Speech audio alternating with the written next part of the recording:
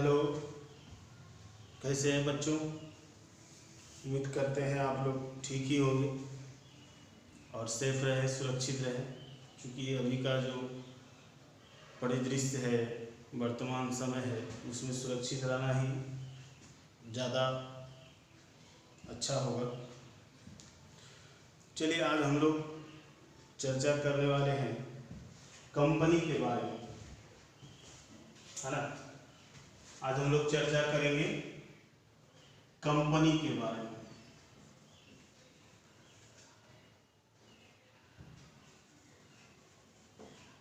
तो कंपनी जानने के लिए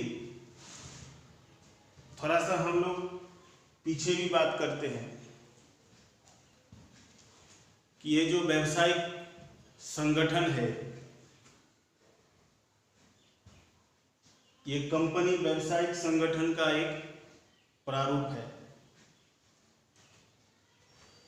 ये बिजनेस ऑर्गेनाइजेशन जितना भी है, हम लोग जैसे जानते हैं, इससे पहले भी हम लोग पढ़े होंगे, सोल ट्रेड, एकाकी व्यापार, पार्टनरशिप, उसके बाद आता है ये कंपनी, है ना। तो ये सोल ट्रेड, जिसको हम लोग बोलते हैं एकाकी व्यापार, सोल ट्रेड, एकाकी व्यापार। उसके बाद आता है पार्टनरशिप। तो व्यावसायिक इकाई का, बिजनेस यूनिट का सबसे छोटा पार्ट है, ये छोटा फॉर्मेट है सोल ट्रेड, एकाकी व्यापार। इसमें क्या होता है कि कोई एक व्यक्ति उसका संचालन करता, पूंजी लगाता है, और वो अकेला ही उस बिजनेस का मालिक होता है, ओनर होता है। वो अकेले उसमें पूंजी लगाता है और लाभ हानि का संपूर्ण जिम्मेदार वो अकेला व्यक्ति ही होता है। तो हमारे आसपास जो व्यवसाय हम लोग बिजनेस जो देख रहे हैं,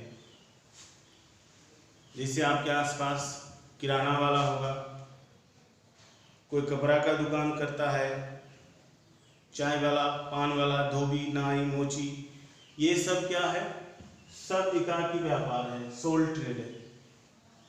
सबका मालिक एक व्यक्ति होता है, वो अकेले उसमें पूंजी इन्वेस्ट करता है, अकेले उसके प्रॉफिट लॉस का जिम्मेदार होता है। उससे बड़ा प्रारूप है पार्टनरशिप। इसमें कम से कम दो से अधिक व्यक्ति होता है। यानी पार्टनरशिप जो है सोल ट्रेडिंग से उसका आकार बड़ा होता है। पार्टनरशिप में 2 या 2 से अधिक व्यक्ति मिलके पूंजी लगाता है। वह 2 या 2 से अधिक व्यक्ति मिलके उसका प्रबंध एवं संचालन करता है। और सबसे बड़ा बात जो है कि पार्टनरशिप से होने वाले लाभ हानि को वो सभी व्यक्ति आपस में बांटता है। लेकिन एकाकी व्यापार में ऐसा कुछ नहीं होता है। वो व्यक्ति जो मालिक होता है वही उसके लाभ हानि का अकेला जिम्मेदार होता है। तो हम लोग बात कर रहे हैं बिजनेस ऑर्गेनाइजेशन, व्यवसायिक संगठन का प्रारूप। ये सबसे छोटा प्रारूप हुआ, उससे बड़ा हुआ पार्टनरशिप, और उससे बड़ा लेवल है ये कंपनी। आप यूं ही देख सकते हैं कि इसमें एक व्यक्ति हुआ, इसमें 2 या 2 से अधिक व्यक्ति हुआ। इसमें भी लिमिट है कि 2 या 2 से अधिक, कम से कम 2 होगा और अधिक से अधिकतम 50 हो सकता है। अभी जो वर्तमान का व्यवसाय का जो प्रारूप है, फॉर्मेट है, और करेंट एज जो चल रहा है, तो ये इंडस्ट्रियलाइज एज है, औद्योगिकरण का समय है। नया नया उद्योग धंधा, कंपनी, फैक्ट्री, नया नया बिजनेस हमेशा प्रारंभ होता है, चालू होता है। तो इसमें ये दोनों से ज़्यादा इन्वेस्टमेंट का जरूरी होता है, पूंजी का जरूरी होता है। आप यह स्वाभाविक रूप से समझ सकते हैं कि जब एक व्यक्ति होगा तो कम पूंजी में बिजनेस करता है, और ज़्यादा पूंजी का जरूरत होता है तो साझेदारी बिजनेस करता है। उससे भी ज़्यादा जरूरी होगा, लाखों करोड़ों इन्वेस्टमेंट करना है, तो फिर एक दो व्यक्ति का बस का बात तो है नहीं। तो इस स्थिति को देखते हुए एक बिजनेस का नया फॉर्मेट का प्रारंभ हुआ, जिसको हम लोग बोलते हैं कंपनी। एक्चुअल में जो कंपनी का प्रारंभ हुआ है, ऐसा माना जाता है कि इसका प्रारंभ 17वीं एवं 18वीं शताब्दी के बीच इंग्लैंड में हुआ। और अगर हम लोग इस कंपनी शब्द का बात करें तो ये कंपनी शब्द का मतलब होता है, ये लैटिन भाषा का शब्द है कंपनी, और इसका मतलब होता है साथ साथ, मतलब साथ देना। जैसे हम लोग भी कोई काम करते हैं तो किसी का साथ चाहिए होता है, यानी कंपनी चाहिए। कंपनी चाहिए मतलब क्या? साथ चाहिए। तो ये साथ देना, साथ साथ से ही ये कंपनी शब्द का निर्माण हुआ। हम लोग ऐसे भी जनरली भी आप लोग भी यूज करते होंगे बोलचाल में, कि अरे आज हमको कंपनी चाहिए, कंपनी दो। कंपनी दो का मतलब साथ दो। तो यहाँ जो कंपनी का मतलब है, यहाँ व्यवसाय के उद्देश्य से, लाभ कमाने के उद्देश्य से व्यक्तियों का एक ग्रुप जमा होता है, एक दूसरे को सहयोग करता है, साथ देता है। तो इसी तर्क से यहाँ पर कंपनी शब्द का निर्माण हुआ। यानी कंपनी क्या है कि व्यक्तियों का, पर्सन्स का, व्यक्तियों का एक ऐच्छिक संघ है।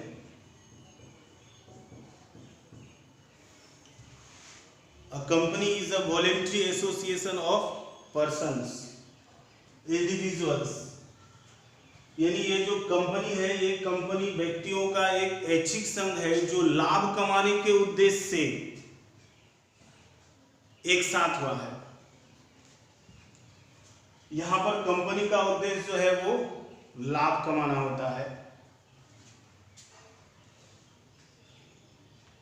जैसे जैसे अब हम लोग बात किए भी कि बिजनेस का प्रारूप जैसे बढ़ रहा है तो पूंजी चाहिए, हैवी इन्वेस्टमेंट चाहिए।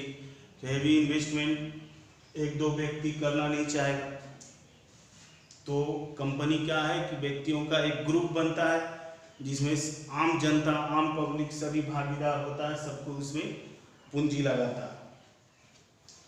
कंपनी का निर्माण करने की जो प्रक्रिया है, अगर कोई व्यक्ति कंपनी बनाना चाहे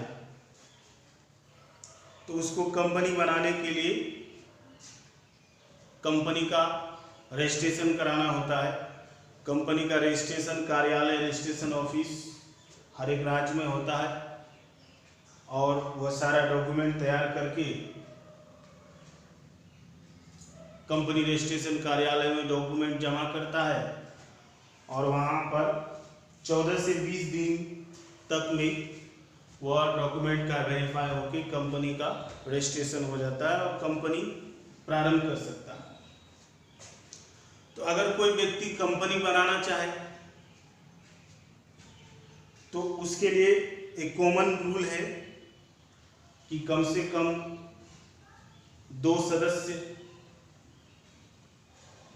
और अधिकतम 15 सदस्य होना चाहिए। प्रारंभ में कंपनी निर्माण करने के लिए सारा डॉक्यूमेंट तैयार करके वो रजिस्ट्रेशन कार्यालय में जमा करता है। आज का डेट में तो आसान हो गया है, अब ऑनलाइन रजिस्ट्रेशन भी होता है।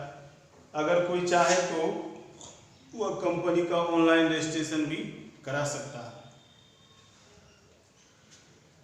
चलिए अभी हम लोग इससे आगे का बात करते हैं। हम लोग का जो मुद्दा है तो कंपनी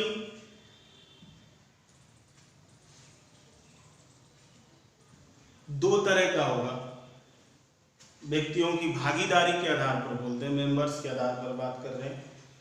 एक होता है प्राइवेट लिमिटेड और दूसरा होगा पब्लिक लिमिटेड, यानी निजी कंपनी और सार्वजनिक कंपनी। तो निजी कंपनी में कम से कम 2 सदस्य होगा और अधिक से अधिक 200 सदस्य तक हो सकता है। और यदि कोई सार्वजनिक कंपनी होगा तो सार्वजनिक कंपनी में सदस्यों की संख्या कम से कम 7 होगा और अधिक से अधिक अंशों की निर्गमन के आधार पर वो निर्धारित होता है। अधिकतम संख्या इसमें लिमिट नहीं है। तो ये कंपनी एक्चुअल में क्या है, तो ये व्यावसायिक संगठन का एक प्रारूप है। तो अगर हम लोग कंपनी का परिभाषा बोलें तो कंपनी व्यावसायिक संगठन का एक ऐसा प्रारूप है जिसका निर्माण कानून अधिनियम के अंतर्गत होता है। कंपनी लाभ कमाने के उद्देश्य से बनाई गई व्यक्तियों की एक ऐच्छिक संघ है जिसकी पूंजी शेयर्स में अंशों में विभाजित होती है। और कंपनी विधान द्वारा निर्मित एक कृत्रिम व्यक्ति होती है जिसका उद्देश्य लाभ कमाना होता है, जो लाभ कमाने के उद्देश्य से निर्माण की जाती है। A company is a voluntary association of persons formed for some common purpose, having a capital divided into transferable shares. It is a voluntary association of individuals for profit. यानी कंपनी जो है व्यक्तियों का ऐच्छिक संघ है जो लाभ कमाने के उद्देश्य से बनाई गई है। A company may be defined as a artificial persons created by law, having a perpetual succession and a common seal. यानी कंपनी का अपना अस्तित्व होता है और उसकी एक सार्वमुद्रा होती है। अगर हम लोग सीधे सीधे बात करें तो कंपनी लाभ कमाने के लिए बनाई गई व्यक्तियों की एक ऐच्छिक संघ है जिसकी पूंजी अंशों में विभाजित होती है। इस संबंध में अलग अलग विद्वानों का भी परिभाषा दिया गया है। जैसे प्रोफेसर एल.एच. हेने के अनुसार कि कंपनी लाभ कमाने के उद्देश्य से बनाई गई व्यक्तियों की एक ऐच्छिक संघ है जिसकी पूंजी अंशों में विभाजित होती है। आगे मार्शल के अनुसार भी परिभाषा दिया गया है कि मार्शल के अनुसार कहा गया है कि कंपनी एक अदृश्य, अमूर्त एवं कृत्रिम व्यक्ति है जिसका निर्माण कानून या अधिनियम के अंतर्गत किया जाता है। अदृश्य, इनविजिबल, इंटेंजिबल और आर्टिफिशियल पर्सन है। तो उम्मीद करते हैं आप लोग कंपनी के बारे में समझ गए कि कंपनी क्या है। व्यक्तियों का एक ऐच्छिक संघ है जिसकी पूंजी अंशों में विभाजित होती है। चलिए और थोड़ा हम लोग इसमें आगे बात कर लेते हैं कंपनी की विशेषताओं के बारे में। विशेषताएं, फीचर्स। तो ये जो कंपनी है, जैसे इसमें पहला बात आया कि कंपनी क्या है, व्यक्तियों का एक ऐच्छिक संघ है ना, वॉलंटरी एसोसिएशन ऑफ पर्सन, व्यक्तियों का एक ऐच्छिक संघ है ना। कंपनी में कोई भी व्यक्ति वह अपनी इच्छा से शामिल होगा। कोई भी अधिनियम या लॉ, कानून किसी व्यक्ति को कंपनी में शामिल होने के लिए या कंपनी बनाने के लिए उस पर फोर्स नहीं कर सकता है, दबाव नहीं डाल सकता। वो व्यक्तियों का अपना इच्छा पर आधारित है कि वह कंपनी में शामिल होगा या नहीं होगा। उसके बाद दूसरा बात है कृत्रिम व्यक्ति,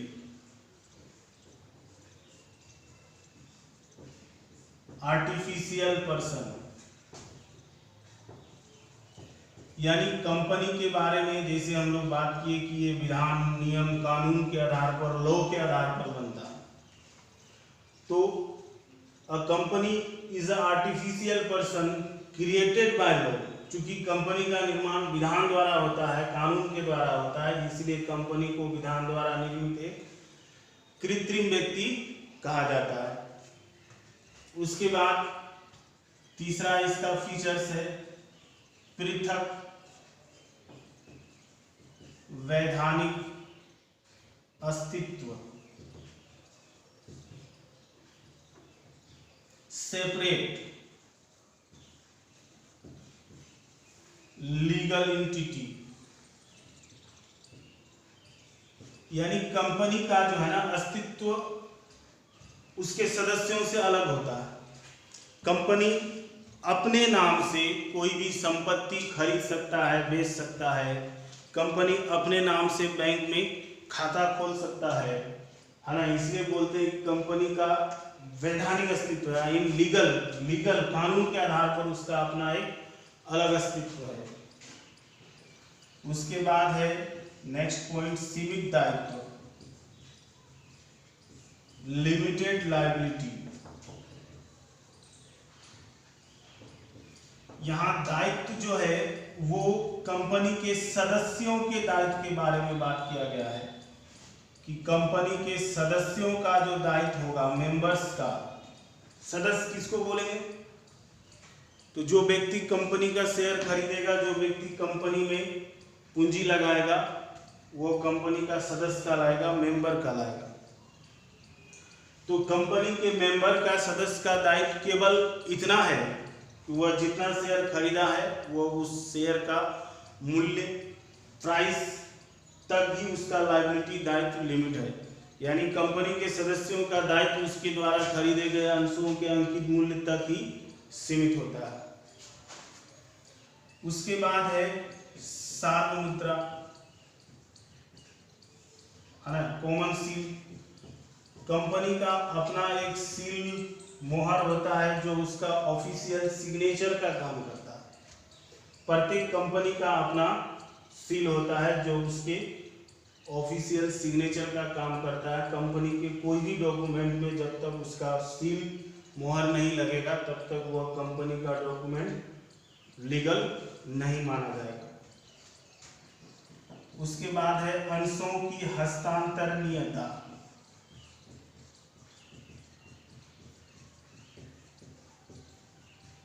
ट्रांसफरेबिलिटी ऑफ शेयर्स। यानी कंपनी का जो शेयर है, अंश है, वो ट्रांसफरेबल होता है। ट्रांसफरेबल मतलब कि कोई भी सदस्य जो कंपनी का शेयर खरीदा है वो अपने शेयर को आसानी से दूसरे व्यक्ति को ट्रांसफर कर सकता है, दूसरे व्यक्ति को बेच सकता है। उसके बाद हम लोग बात करेंगे अस्थायी अस्तित्व।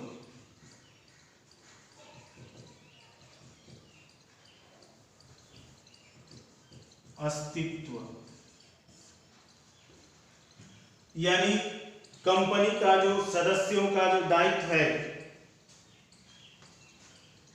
यहां हम लोग बात कर रहे हैं अस्थायी अस्तित्व, परपेचुअल सक्सेशन। ये अस्थायी अस्तित्व का मतलब है कि कंपनी का कोई भी सदस्य के आने से या जाने से कंपनी के अस्तित्व पर कोई प्रभाव नहीं पड़ता। कंपनी के बारे में कहा गया है कि कंपनी नेवर डाइज, यानी कंपनी कभी नहीं मरती है। भले कंपनी के सदस्य मर जाए, छोड़ जाए, भाग जाए, उससे कंपनी के अस्तित्व पर कोई प्रभाव नहीं पड़ता है। यानी कंपनी का जो अस्तित्व है वो अस्थायी होता है, वो उसके सदस्यों से उस पर कोई प्रभाव नहीं पड़ता। तो आज जो हम लोग चर्चा किए कंपनी और उसके फीचर्स के बारे में, तो उम्मीद करते हैं आप लोग को ये हमारी बात समझ में आई होगी, समझ गए होंगे आप लोग। और भी आगे हम लोग नए नए विषय पर चर्चा करेंगे। और हम फिर हमेशा की तरह रिक्वेस्ट करेंगे कि अगर बात अच्छा लगे, समझ में आए, तो प्लीज़ इसको लाइक करें, शेयर करें, सब्सक्राइब करें और हमें ज़्यादा से ज़्यादा मोटिवेट करें। Thank you.